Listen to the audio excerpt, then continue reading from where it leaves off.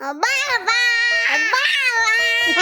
For today's ganap nga, samahan nyo na naman kaming isarak na naman namin ang mga ngiwat namin, naksyuta. At dito nga kami pupunta sa may tapat nga daw ng NGCP dito sa Barangay Rizal. Sobrang napakarami ang private resort dito sa may Barangay Rizal, kaya naman hindi ka mapapagod kakahanap. At dito nga magsi-celebrate si Bianchi sa may Blue House.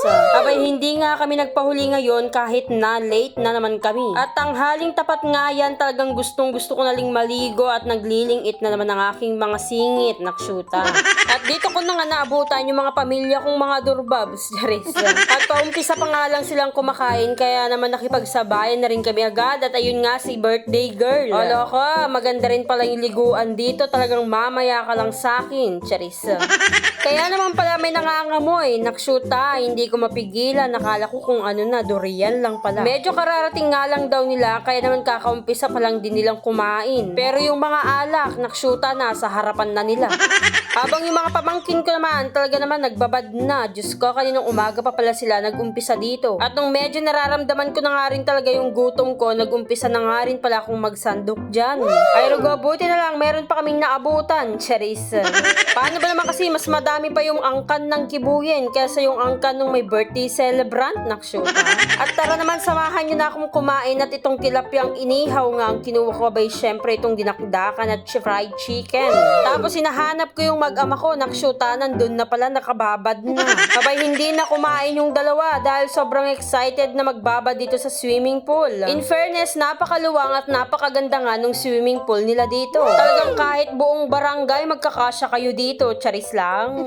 Kaya namang tuwang-tuwa ang chacha ko at talagang hindi na napipigilan yung self niya. Buti na nga lang hindi ko na rin dinala yung duck niyang malaki. Habang busy naman silang naglalangoy doon, busy naman akong tinatarget itong lansons na napakaraming langgam. Abay, kaya naman pala maraming langgam, sobrang tamis. Pera lang tumaasim, Charis. First time ko nga lang dito na pumunta sa may Blue House, kaya naman gusto ko, sobrang tuwang-tuwa ko. Dahil nga nagustuhan ko rin at very aesthetic nga rin ng lugar na to. At napakaluwang at napakalinis nga din tignan. Sa pagkakaalam ko nga, hindi nga daw pwedeng rentahan yung bahay na yon dahil may nakatira nga daw doon. Kaya naman itong may sala hanggang dun sa may swimming pool nga lang yung binayaran namin dito. Ay Charis, yung nag-birthday celebrant nga pala. Sobrang inggit na nga ako dun sa mag-ama ko at Diyos ko, gustong gusto ko na din talagang maligo. Habang ang chacha ko, talagang pil na pil niyang mag-swimming. At yung ibang kasamahan naman namin dito, talagang Diyos ko, for the nomo na naman sila. At habang abala namang nagsikantahan ng mga person dito, pati na rin ang cute na si Mayumi, talagang nag-enjoy, pera lang to si hotdog. Abay, sa sobrang kainggitan ko, Diyos ko, naligo na rin ang kavava nyo. Kung kailan naman matatapos yung oras na allotted sa amin, Diyos ko, dun pa ako naligo. Kaya naman minuto na lang nung talagang nakapagbabad ako dito, naksyuta. Talagang umihi lang din talaga ako dyan, Charis. Akala ko nga kahit anong oras kami pwedeng umuwi dito, kaya naman hindi pa ako naliligo nung mga oras na yun kanina at ngayon ko nga lang naisipan. Abay, mali pa pala yung pagligo ko, Charis.